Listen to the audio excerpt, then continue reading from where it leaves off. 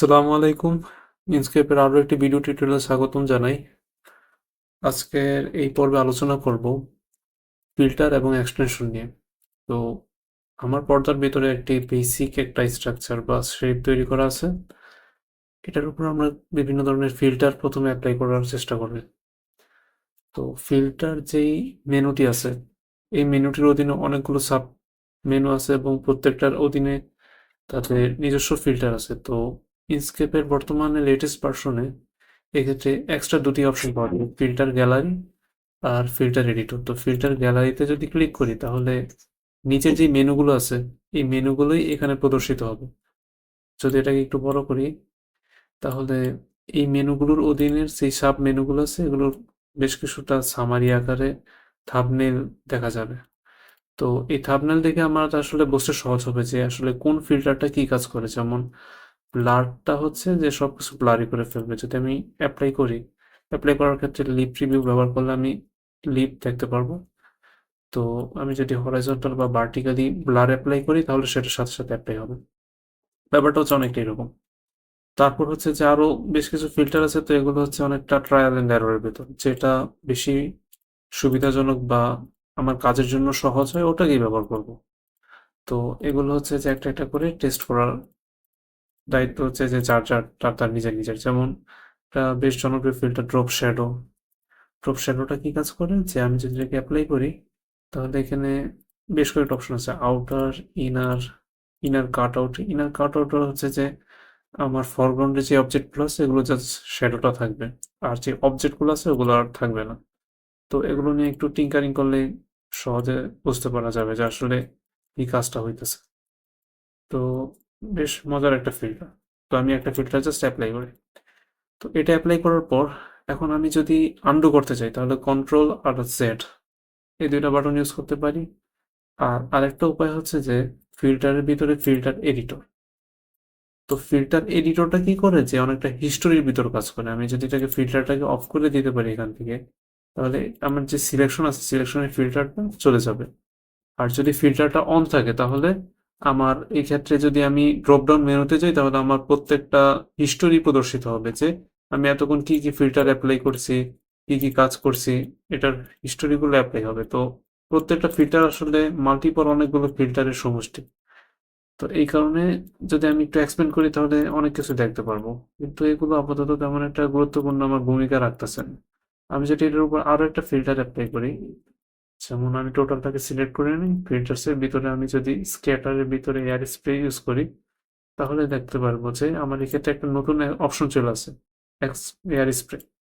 যদি আমি আগের স্টেপে চলে যাই অর্থাৎ ড্রপ শ্যাডোতে ক্লিক করি তাহলে আমি ধীরে ধীরে আগের স্টেপগুলোতে ফেরত যাইতে পারবো যে আমি এতদিন কি কি কাজ করছি। এটা হতে পারে যে এই ওয়ার্কশপে বা এর আগের যে সেশনগুলো আছে ওগুলোতে। তো এই ক্ষেত্রে কিছুটা টিঙ্কারিং করলে সহজে ধরতে পারা যাবে। তো এই বিষয়টা হচ্ছে যে কিছুটা একটু অ্যাডভান্স।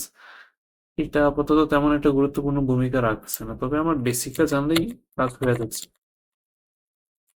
তো এই হচ্ছে ফিল্টারের ব্যাপারটা। আচ্ছা, তারপর আসে হচ্ছে এক্সটেনশনের ক্ষেত্রে। তো এক্সটেনশনটা হচ্ছে যে অনেকটা অতিরিক্ত যা আমরা অ্যাড করে থাকি। ম্যানেজ এক্সটেনশনের ভিতরে গেলে আমরা এক্সট্রা আরো এক্সটেনশন অ্যাড করতে পারবো বা ইনস্টল করতে পারবো। তো এক্ষেত্রে বেশ কিছু এক্সটেনশন অনলাইন থেকে আমরা ডাউনলোড করে নিতে পারবো। তো সেটা আরেকটা বিষয়, এটা নিজেরা একটু টিঙ্কারিং করলে বুঝতে পারা যাবে। তারপর চাইলে আমরা নিজেরা নিজেদের এক্সটেনশন তৈরি করে নিতে পারবো। এক্ষেত্রে একটা লিঙ্ক দেওয়া আছে, তো সেক্ষেত্রে আমি আর গেলাম না। তো এক্সটেনশনের ক্ষেত্রে অনুরূপভাবে যে আমার অনেকগুলো মেনু আছে, আর এক্ষেত্রে এক্সটেনশন গ্যালারি নামে একটা এক্সটেনশন পেজ আছে বা প্রিভিউ আছে, যেটার ভিতরে আমরা যেই এক্সটেনশন গুলো আছে ওগুলো সম্পর্কে সম্যক ধারণা পেতে পারি। যেমন হচ্ছে যে আমি যদি একটা টেক্সট নেই যে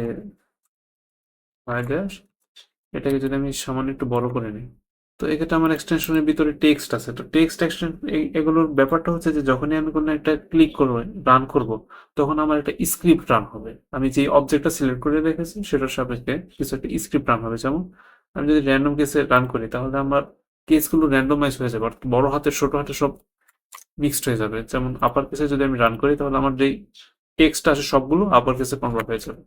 তো এরকম বিষয়টা একটু নিজেরা এক্সপ্লোর করে নিতে হবে যে এখান থেকে কোনটা কি কাজ করে। এছাড়াও বেশ অনেক ইন্টারেস্টিং বিষয় এখানে আছে। তো তারপর যেমন আমি যদি আরো কয়েকটা এক্সটেনশন দেখাই যেটা একটু ইন্টারেস্টিং।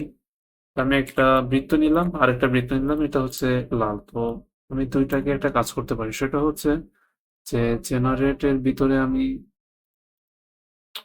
মডিফাই প্যাটের ভিতরে বেশ কয়েকটা ইন্টারেস্টিং আছে। তো যেটা আমি দেখাতে চাই সেটা হচ্ছে,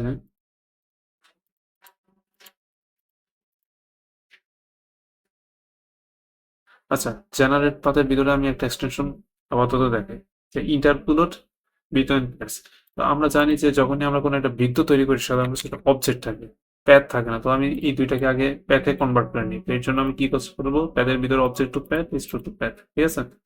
তারপর হচ্ছে ইন্টারপোলেট বিটুইন প্যাথ, এটা যদি আমি রান করি তাহলে আমার একটা উইন্ডো ওপেন হবে। এখানে যদি লাইভ প্রিভিউ দেখি তাহলে আমি দেখতে পারবো যে একটা থেকে আরেকটার ভিতরে ইন্টারপোলেশনটা হচ্ছে।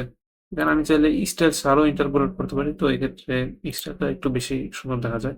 তারপর জি অর্ডার, জি অর্ডার মানে কি, আমার জেরক্ষ বরাবর যেটা বড় সেটা বেশি প্রায়োরিটি পায়। তো এগুলোর সাপেক্ষে আমি আসলে কাজগুলো করতে পারি, যদি আমার পছন্দ হয় তাহলে আমি অ্যাপ্লাই করতে পারি। তো বিষয়টা হচ্ছে অনেকটা এরকম যে ফিল্টার আর এক্সটেনশন যা কিছু আছে সব হচ্ছে যে ট্রায়াল এন্ড এরর, যেটা যার পছন্দ হয় সে অনুযায়ী ব্যবহার করবে। তো এগুলো আসলে একটা একটা করে ব্যাখ্যা করার হয়তো সুযোগ বা সময় তেমন একটা হবে না, কিন্তু পুরো নিজের একটু এক্সপ্লোর করতে হয়। যেমন আমি যদি আরো একটা দেখাই যে ক্যালেন্ডার, ক্যালেন্ডারটা কি কাজ করে, যদি আমি এটা রান করি তাহলে সে অটোমেটিক্যালি আমার একটা ক্যালেন্ডার জেনারেট করে দিতে পারবো, অনেকটা এরকম। তো আমি যদি একটু জুম আউট করি তাহলে দেখি আমি একটা রেডিমেড ক্যালেন্ডার অটোমেটিক্যালি পেয়ে গেছি। তো এটা একটা গ্রুপ আকারে আছে, আমি চাইলে আনগ্রুপ করে এটার উপর আরো বিভিন্ন ধরনের কাজ করতে পারি। তো এরকম আরো বেশ কিছু বিষয় আছে যেগুলো অটো জেনারেট করতে পারে। তারপর যেমন কার্টেসিয়ান গ্রিড, আইসোমেট্রিক গ্রিড, এগুলো হচ্ছে যে জিওমেট্রিক্যাল কাজ যারা করি তাদের জন্য গুরুত্বপূর্ণ। তারপর কিউআর কোড জেনারেট করতে পারবে। তো আমি যদি এখানে একটা টেক্সট দিই, মানে টেক্সট বলতে এটা লিঙ্ক বা টেক্সট যে কোনো কিছু হতে পারে, সেটা একটা কিউআর কোড জেনারেট করতে পারবো। তো এই জাতীয় বিষয়গুলো, এগুলো একটু নিচের এক্সপ্লোর করলে আশা করি হয়ে যাবে। তো আজকে এই পর্যন্তই।